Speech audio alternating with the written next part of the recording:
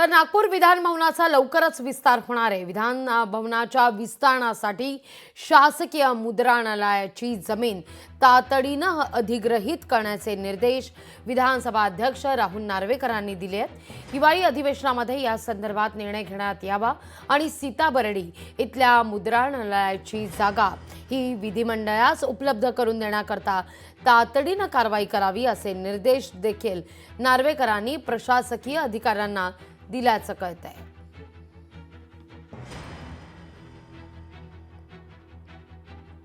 या सगळ्याविषयी अधिक माहिती घेऊया आपले प्रतिनिधी ज्ञानेश्वर पवार यांच्याकडून। ज्ञानेश्वर, काय अधिक माहिती या सगळ्या संदर्भात?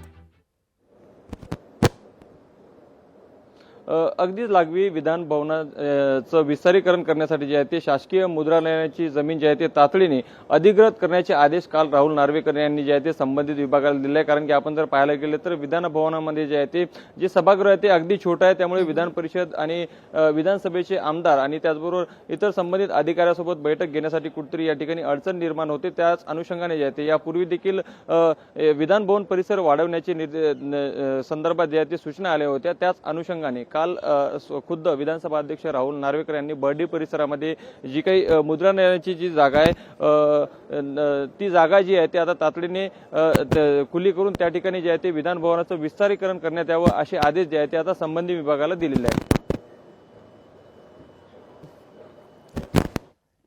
तातडीने जमीन मुद्रणालयाला विस्तारित करण्याच्या दृष्टिकोनातून हा निर्णय होणार असल्याची बातमी समोर येते।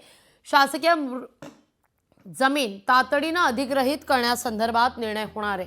ज्ञानेश्वर, धन्यवाद तुम्ही दिलेल्या एकूणच या माहिती करता।